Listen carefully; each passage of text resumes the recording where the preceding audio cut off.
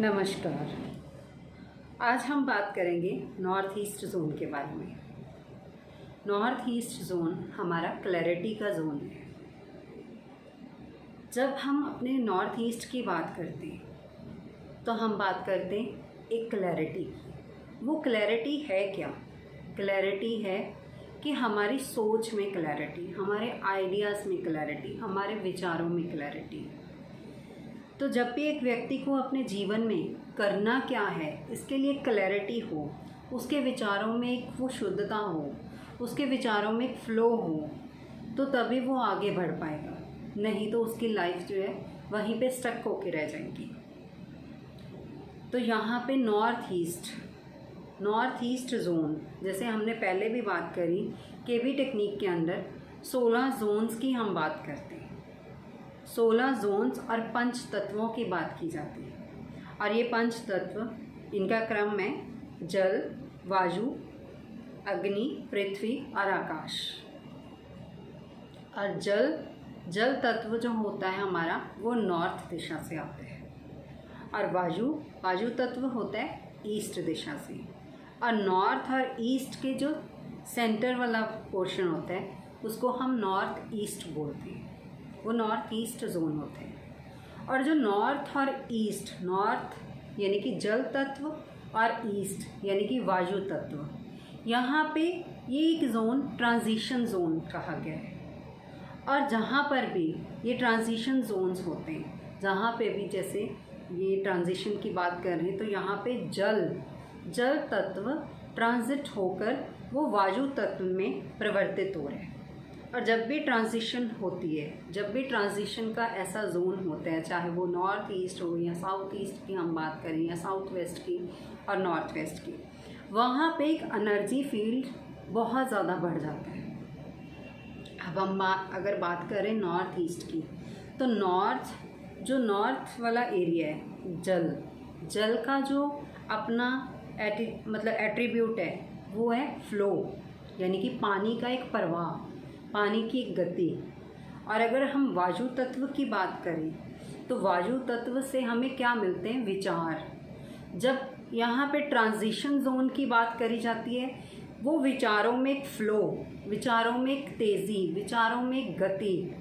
जब हमें एक विचारों में एक गति आती है, हमारे विचारों में एक फ्लो आता है, हमें नए आइडियाज़ मिलते हैं, तब हमारा ये जोन अच्छे से बैलेंस्ड वे में काम कर रहा होता है।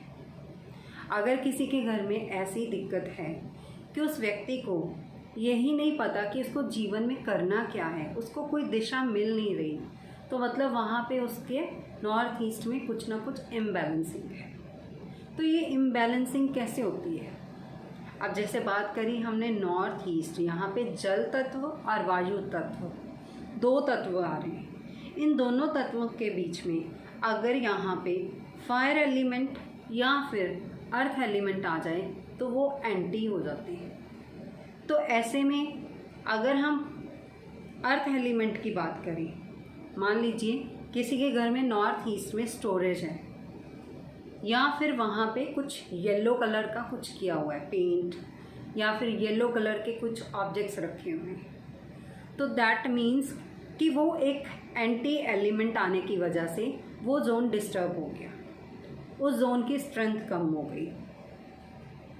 तो ऐसे में व्यक्ति पे क्या प्रभाव पड़ेगा? ऐसे में व्यक्ति का माइंड ब्लॉक हो जाएगा, उसको कुछ समझ नहीं आएगा करना क्या है, जीवन में आगे बढ़ना कैसे है, सुन्न सा पड़ जाएगा उसका दिमाग। और ऐसे में उसका जो खुद पे ही वो विश्वास नहीं बन पाएगा कि अगर वो कोई काम कर रहा है तो उसको खुद पे ही भरोसा नहीं होगा कि ये मैं काम कर पा रहा हूँ या कर सकता हूँ या नहीं। तो ऐसे में हमें क्या करना है? उसको बैलेंस करने के लिए अगर वहाँ पे कुछ एंटी एक्टिविटी है, एंटी ऑब्जेक्ट है या एंटी यूटिलिटी है, वो अर्थ फॉर्म में है, जैसे कि मैंने बोला येलो कलर के कुछ ऑब्जेक्ट्स रखे हुए हैं। अगर एंटी एक्टिविटी की बात करी जाए, मान लीजिए किसी के घर में वहाँ पे मंदिर है नॉर्थ ईस्ट में, तो मंदिर जो है वो एक मार्बल का बना हुआ है, तो मार्बल जो है वो अर्थ एलिमेंट को रिप्रेजेंट करते हैं। स्टोरेज है वो अर्थ को रिप्रेजेंट करती है। अगर ऐसी एक्टिविटीज़ वहाँ पे हैं तो उनको हमें तुरंत रीलोकेट करना चाहिए, जिससे कि हमारा नॉर्थ ईस्ट क्लियर हो पाए। इसी तरह हमने बात करी सेकंड जो एलिमेंट है जो यहाँ पे एंटी होता है वो होता है फायर एलिमेंट। अगर हम फायर एलिमेंट की बात करें तो फायर एलिमेंट का जो कलर होता है वो होता है लाल। और मान लीजिए किसी के यहाँ पे नॉर्थ ईस्ट में किचन आ गई, तो किचन में जो बर्नर होता है वो किस चीज़ को रिप्रेजेंट करता है? वो फायर को रिप्रेजेंट करता है, क्योंकि उसमें से एक लौ एक अग्नि चल रही है, और वो जो अग्नि है वो फायर एलिमेंट है। या फिर किसी के घर में अगर मंदिर भी है वहाँ पे, तो मंदिर के वो मूर्तियों के नीचे जो हम कपड़ा बिछा देते हैं, मान लीजिए कि वो रेड कलर में आ रहा है, तब भी वो एंटी ऑब्जेक्ट आ गया वहाँ पे। तो ऐसे में हमें कैसे उसे बैलेंस करना है? उसको बैलेंस करने के लिए हम उसे रीलोकेट करेंगे। अब बात हो रही थी कि फायर, अब अगर वहाँ पे फायर आ गई, फायर एलिमेंट आ गया, तो व्यक्ति पे क्या प्रभाव आएगा? व्यक्ति खुद का ही विरोध करने लगेगा, वो सेल्फ कॉन्ट्राडिक्टरी हो जाएगा।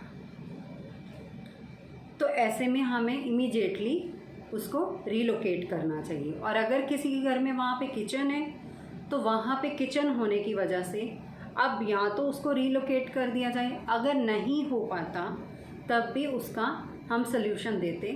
वहाँ पे हम फायर के नीचे जो है वो फायर के नीचे हम एयर एलिमेंट को इंट्रोड्यूस कर देंगे, जिससे वो फायर बैलेंस्ड हो जाएगी। ये तो हमने करी नॉर्थ ईस्ट जोन की बात। और अगर आपके साथ भी कुछ ऐसी समस्या है तो आप हमसे संपर्क कर सकते हैं, मेरा नंबर दिया गया है नीचे। और इसके अलावा अगर आपकी अपनी कोई क्वेरी है तो आप कमेंट बॉक्स में कमेंट कीजिए, मैं आपका आंसर देने की पूरी कोशिश करूँगी। अगर आपको हमारी वीडियो अच्छी लगी हो तो लाइक और शेयर ज़रूर कीजिएगा। धन्यवाद। नमस्कार।